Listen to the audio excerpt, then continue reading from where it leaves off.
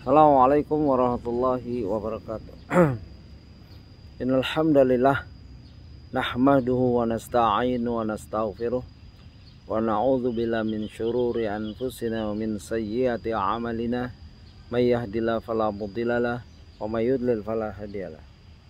Wa asyhadu an la ilaha illallah wa la syarikalah wa asyhadu anna Muhammadan 'abduhu wa rasuluh. Ya ayyuhalladzina amanu taqullaha haqqa tuqatih wa la tamutunna illa wa antum muslimun. Ya ayyuhan nasu taqu rabbakumul ladzi khalaqakum min nafsin wahidah wa khalaqa minha zawjaha wa batha minhuma rijalan katsiran wa nisaa'a wattaqullaha alladzi tasaaluna bihi wal arham innallaha kana 'alaikum raqiba. Ya ayyuhalladzina amanu taqullaha qulu qawlan sadida yuslih lakum a'malakum wa yaghfir lakum dzunubakum wa may yutillah wa rasulahu faqad faza fawzan 'azima. Amma ba'du. Fa inna asdaqal hadithi kitabullah wa khairil hadi Muhammadin sallallahu alaihi wasallam wa sharral umuri muhdatsatuha wa kullu muhdatsatin bid'ah wa kullu bid'atin dhalalah wa kullu dhalalatin finnar. Ikhwafillah, bapak-bapak, ibu-ibu yang mengikuti pengajian online, yaitu kajian ke-33 jilid 1 bab 5 halaman 310 dari kitab Sirah Nabawiyah susunan Al-Ustadz Dr. Firanda Andirja LCMA. So, kita lanjutkan ucapan Asy-Syatibi rahimahullah ya dalam masalah bahasa Arab, yang kita lanjutkan bagaimana Rasulullah dididik bahasa Arab oleh ibunya di kampung Halimatus Sa'diyah yang menyusui agar menjaga bahasanya. Nah, ini masih berhubungan.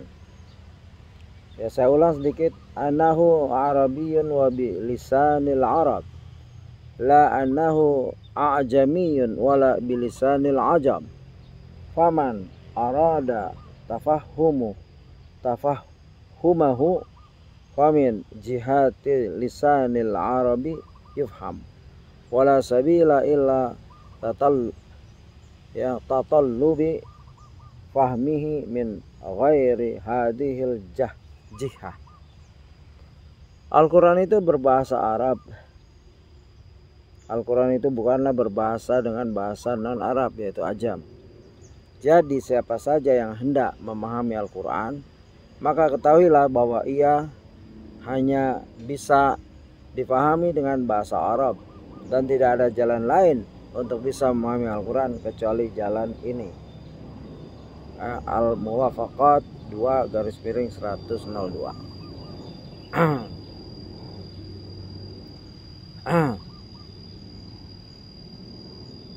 Lalu beliau rahimahullah As-Syatibi juga berkata, Asy-syari'atu arabiyatu fa idza kanat arabiyatu wa idza kanat arabiyatan fala yafhamuha haqqal fahmi illa man fahimal lughatal arabiyyata haqqal fahmi.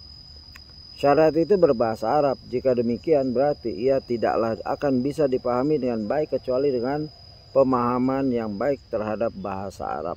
Ya.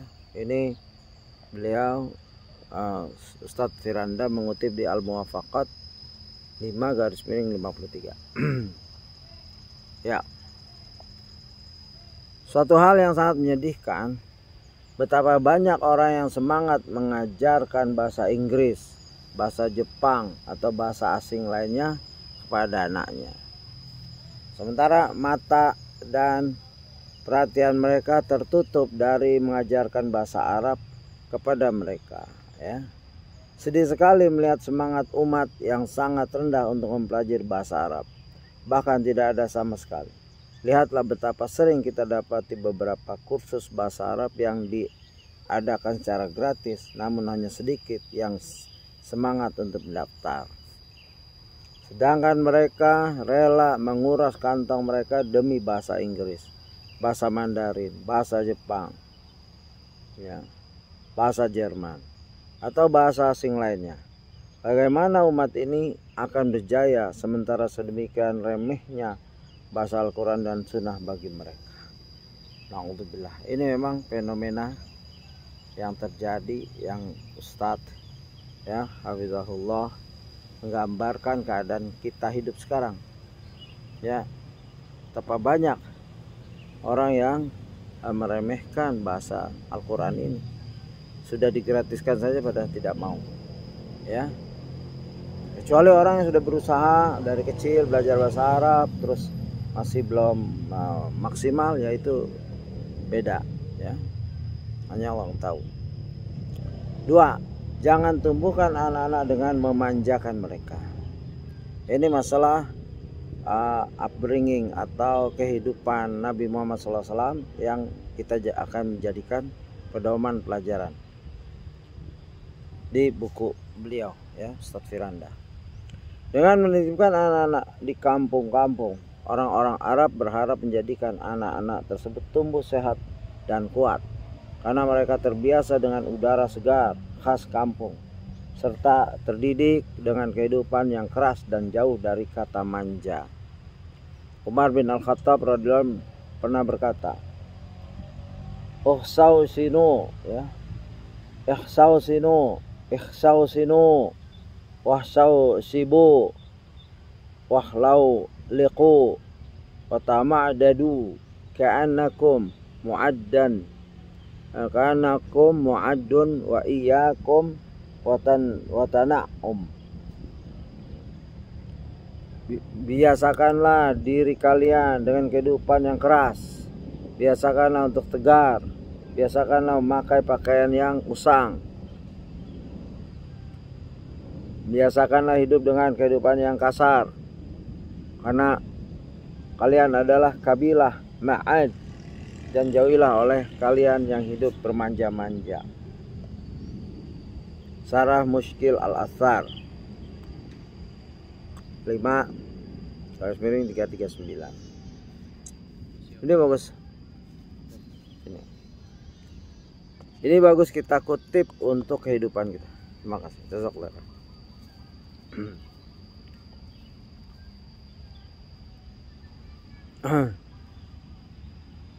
Untuk kehidupan kita terapkan ke anak kita, anak didik kita, dan kita sendiri ya, ucapan-ucapan yang penuh nasihat dari seorang khalifah Umar bin Khattab.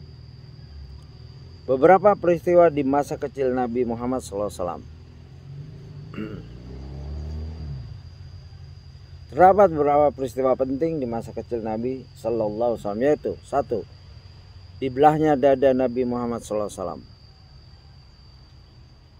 Peristiwa ini adalah salah satu mukjizat yang dialami oleh Nabi SAW. Para ulama menyebutkan bahwa proses pembelahan dada Nabi SAW terjadi sebanyak 2 kali. Ya, sebagai catatan kaki, sebagian ulama menyebutkan bahwa proses pembelahan dada Nabi terjadi lebih dari 4 kali. Ya.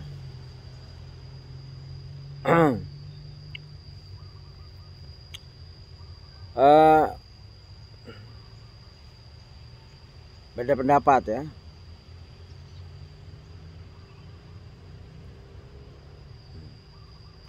Ketika beliau berada di bawah pemeliharaan Halimah Asy-Sya'diyah, ya, ketika beliau akan melakukan Isra Mi'raj, ya, 1, beliau dibelah dadanya ketika beliau berada di bawah pemeliharaan Halimah Asy-Sya'diyah. 2, ketika beliau akan melakukan Isra Mi'raj. Kejadian pembelahan pertama diceritakan dalam hadis sahih yang sampai pada kita dalam banyak riwayat. Di antaranya adalah banyak riwayat rupanya. Di antaranya adalah Anas bin Malik radhiyallahu anhu berkata, "Anna Rasulullah sallallahu alaihi wasallam atahu Jibril wa huwa yal'abu ma'al ghilman fa'azahu wa sara'ahu fasaqqa qalbahu fastakhraja minhu 'alaqa qala hadha hazzu syaitani minka thumma ghasalahu fi tastin min zahabin bima'in zamzam thumma lamahu thumma a'adahu fi makani wa ja'al ghilmanu yas'auna ila ummi ya'ni zi'rah faqalu inna Muhammadan qad qutila fastaqbalat wa huwa muntaqi'ul laun. Qala Anasun qad kuntu ara atharal makhiti fi sadri. Ya, Anas berkata bahwasanya Rasulullah SAW pernah didatangi malaikat Jibril saat beliau sedang bermain dengan anak-anak lain. Lalu Jibril memegang dan menjatuhkan beliau, lalu membelah dada hati beliau, kemudian mengeluarkan segumpal darah darinya. Jibril kemudian berkata, ini adalah bagian setan darimu. Kemudian Jibril mencuci hati beliau di sebuah tempayan yang terbuat dari emas menggunakan air zam-zam. Kemudian Jibril menjahit dan mengembalikan hati beliau pada tempatnya semula. Teman-teman beliau pun berlarian penuh ketakutan. Ya, begitu. Tadi kita lanjutkan potongan kaki footnote-nya, yaitu dua kejadian lainnya adalah saat Nabi Muhammad berumur 10 tahun dan saat Nabi SAW hendak diutus. Namun dua tambahan peristiwa ini datang dalam riwayat yang lemah sehingga tidak bisa diterima. Lihat Al-Lu'lu' wal Ma'nun 1/98.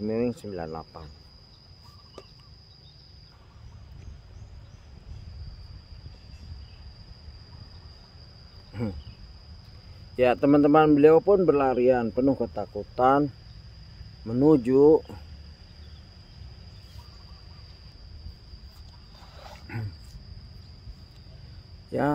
teman-temannya berlari menuju ibu persusuan beliau sembari melaporkan sesungguhnya Muhammad telah dibunuh. Ya, ibu persusuan Nabi pun bergegas menghampiri Nabi yang saat itu wajahnya sangat pucat. Anas berkata, saya melihat bekas jahitan di dada Rasulullah SAW. Hadis riwayat Imam Muslim nomor 162. Dalam riwayat lain Rasulullah SAW bersabda, kanat dinati min bani Sa'ad bin Bakar fantalaqtu ana wa banu laha fi bahmin lana walam na'khuz ma'ana zadan faqultu li akhi ya akhi idhhab fatina bizadin min indi ummana fazahaba akhi wa makathtu indal bahmi fa aqbala ilayya tayrani abyadani ka'annahuma nisran faqala ahaduhuma lisahibi ahwa faqala al-akhar na'am qala faqbala yabtadirani wa ghazani wa batahani lil qafa fashaqqa batni fastahraja qalbi fashaqqahu fa kharaja minhu alaqataini saudawain faqala ahaduhuma lisahibihi istini bima'il salj ghasala biha jawfi thumma qala tini bima'in barad ghasala bihi jawfi thumma qala i'tini bisakinati fadaraha fi qalbi thumma azunnuhu qala ahaduhuma li sahibihi hussah fakhasahu fakhatama alaihi bi khatami nubuwah. Faqala ahaduhuma li sahibihi ij'alhu fi kifatin waj'al alfan min ummatihi fi kifatin faidha ana anzuru ilal alf fauki usfiqa an yakhirra alai.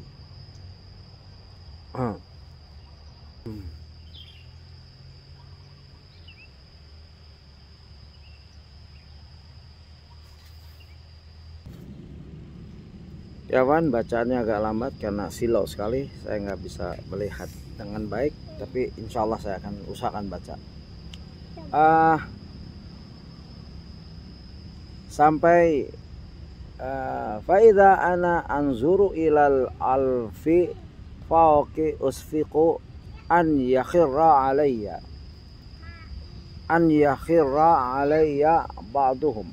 Wa qala ahaduhuma li sahibi law anna ummatu wazinat bihi lama li bihim thumma talaqa tarakani faraqtu faraqan sadidan thumma talaqtu ila ummi ahbartuha billadhi laqaitu fasfaqat an yakunu qadil tubisabi faqalat wa'izuka billah farahalat ba'iran laha fahamalatni ala rahli waraki betu khalfi hatta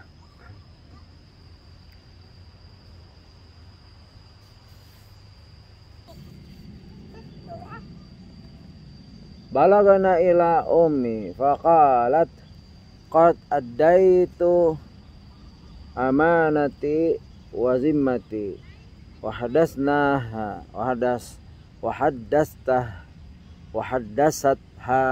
bil hadithi alladhi lakitu falam yaru hadzalik faqalat inni ra'aitu kharaja minni nura ada lahu qusurus syam, yang artinya saat itu yang mengasuhku adalah seorang wanita dari Bani Bakar bin Sa'ad.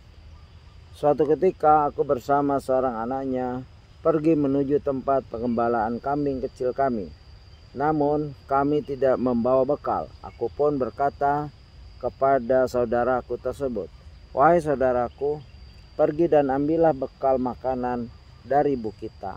Maka pergilah saudaraku, sedang aku tetap berada di dekat domba gembalaan kami. Tiba-tiba datanglah 2 ekor burung berwarna putih, ya, yang sepertinya merupakan burung nasar. Salah satu dari burung itu berkata kepada temannya, "Apakah benar dia ini orangnya?" Temannya menjawab, "Ya, benar." Lalu keduanya pun bergegas menujuku, lalu memegangku dan menelungkupkanku di atas leherku. Kemudian keduanya pun membelah dadaku dan mengeluarkan hatiku. Mereka mengeluarkan 2 gumpalan darah hitam darinya. Setelah itu salah seorang dari keduanya berkata kepada temannya, "Ambilkan air salju." Lalu mereka mencuci isi perutku dengan air salju. Kemudian salah satu dari mereka berkata lagi, "Ambilkan air embun." Dan mereka pun mencuci hatiku dengan air embun itu. Salah satunya berkata lagi, "Ambilkan sakinah, ketenangan dan kedamaian." Keduanya pun menebarkannya di dalam hatiku. Allahu Akbar. Betapa beliau dijaga ya Rasulullah SAW. Kita lanjutkan. Setelah itu salah satu dari keduanya berkata, "Jahitlah." Lalu ia pun menjahitnya kembali, lalu mengecapnya dengan tanda kenabian. Lalu salah satu dari keduanya berkata kepada teman, "Letakkanlah ia pada satu sisi timbangan, kemudian letakkanlah 1000 dari umatnya pada sisi timbangan yang lain." Maka aku pun melihat 1000 dari umatku itu berada di atasku, hingga aku khawatir bila sebagian dari mereka terjatuh menimpaku. Salah satunya berkata lagi, Sekiranya seluruh umatnya ditimbang dengannya, niscaya akan mengungguli timbangan mereka. Setelah itu mereka berdua pun pergi meninggalkanku, sedangkan aku merasa sangat ketakutan.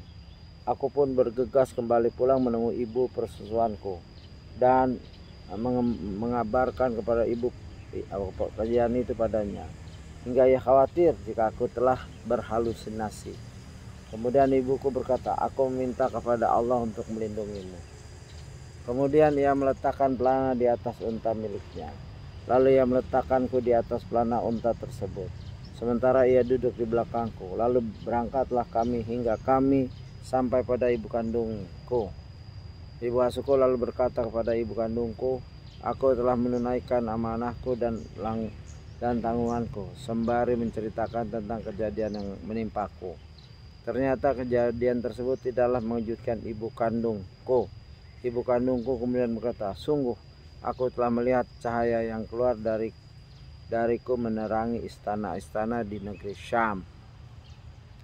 Hadis riwayat Al-Hakim nomor 4237 dan 4230, dan dinyatakan sahih oleh Al-Hakim, dan hal itu disetujui oleh Az-Zahabi.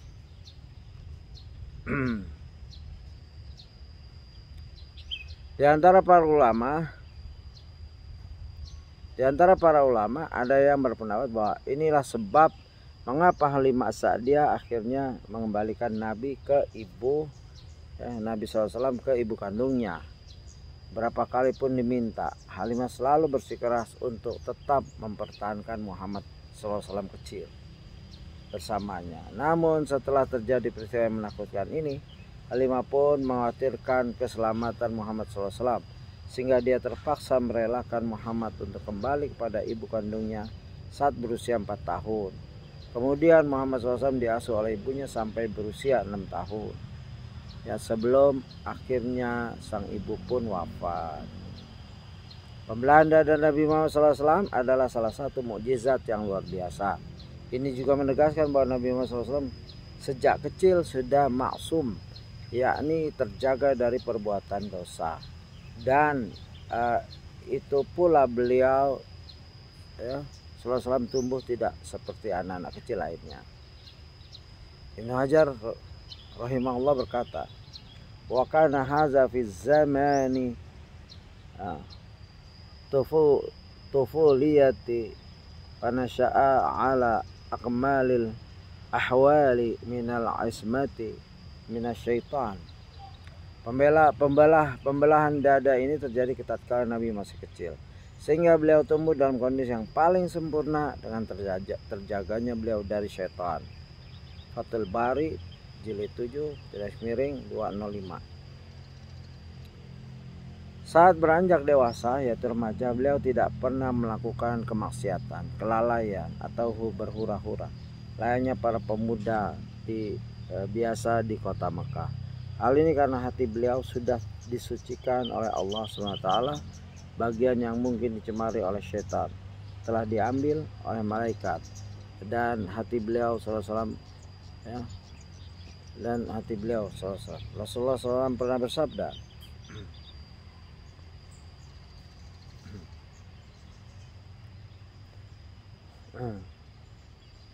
Mahammatu bima kana ahlal jahiliyah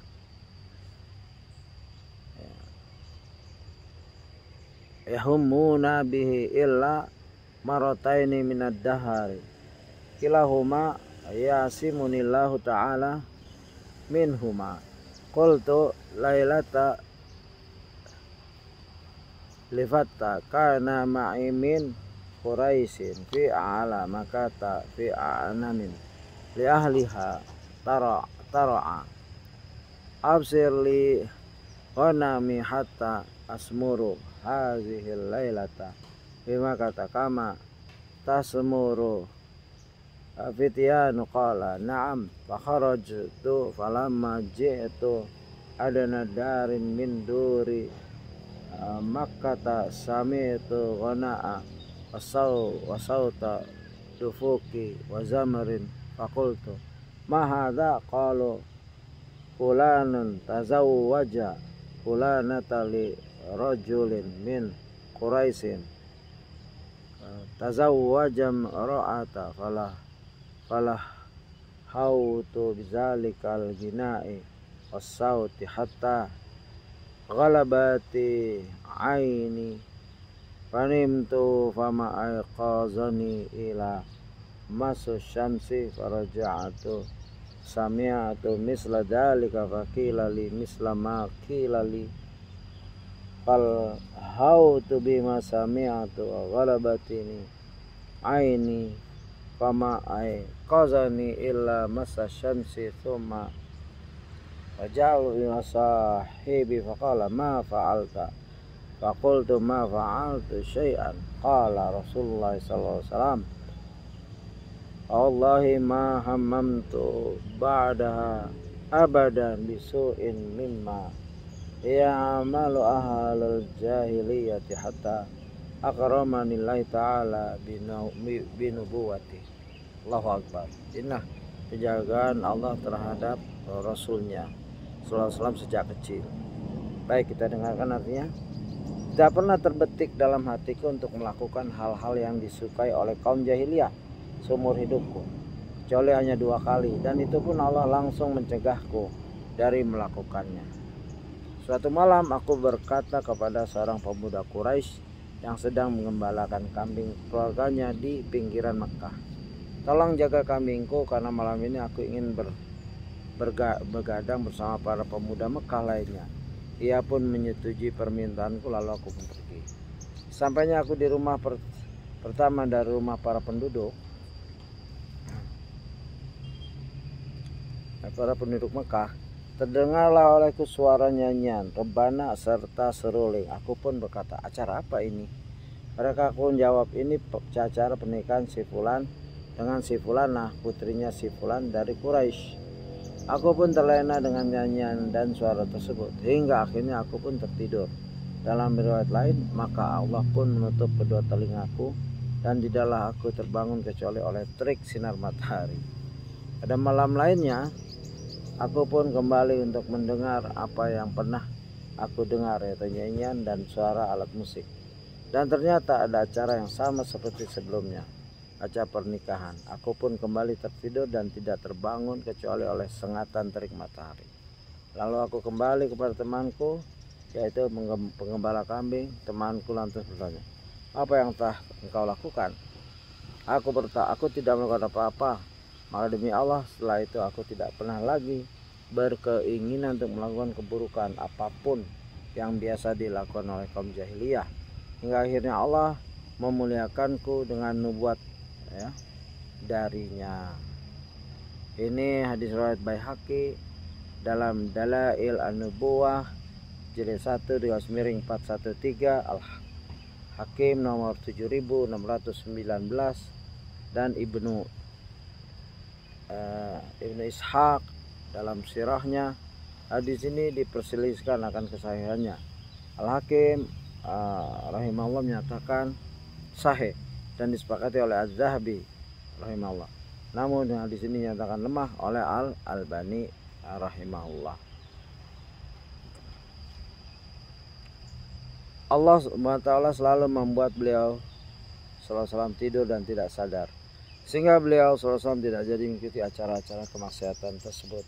Ini merupakan bentuk penjagaan Allah SWT kepada beliau sebelum diangkat beliau SAW menjadi nabi. Itulah nabi kita yang kita cintai, ya, terjaga dari kecil begitu. Sebagian kalangan Nasrani berusaha mengingkari kejadian pembelahan dada Nabi SAW dengan menyatakan bahwa kejadian tersebut tidak sesuai dengan tabiat manusia dan tidak masuk akal. Ya, mereka mengandalkan akal. Ya silahkan, kita nggak peduli dengan pendapat itu. Kita katakan kepada mereka, bukankah mukjizat, yaitu kejadian-kejadian luar biasa yang hanya terjadi dan dilakukan oleh para nabi, memang beliau memang selalu berupa hal yang di luar penalaran manusia. Bukankah tabiat dan kenormalan adalah ciptaan Allah, sehingga Allah SWT Maha Kuasa pula untuk mengubahnya sesuai kehendaknya. Apakah masuk akal ketika Nabi Ibrahim alaihissalam dilemparkan ke dalam kobaran api yang sangat besar, ternyata api tersebut malah terasa sejuk oleh beliau, ya, alaihissalam? Bukankah tabiat api itu membakar? Simaklah firman Allah. Qulna ya naru kuni baradahu wa salaman ala Ibrahim. Kami Allah berfirman, wahai api, jadilah engkau dingin dan penyelamat bagi Nabi Ibrahim. Ya, surat Al-Anbiya ayat 69. Apakah masuk akal Nabi SAW yang baru lahir sudah bisa berbicara? Adakah masuk akal Nabi SAW mampu menghidupkan orang mati, menyembuhkan orang buta sejak lahir, sakit kusta, dan seterusnya? Jika mereka tidak percaya dengan pembelahan jantung Nabi SAW, bukankah seharusnya mereka juga tidak percaya akan mukjizat Nabi SAW? Di zaman modern ini jantung bisa diangkat dari tubuh manusia tanpa menyebabkan kematian, seperti kasus kelainan jantung pada anak yang tidak memiliki katup jantung. Dengan berbagai proses medis, maka katup jantungnya bisa dipasang. Ada pula orang yang jantungnya rusak kemudian ditransplantasi dengan jantung orang lain.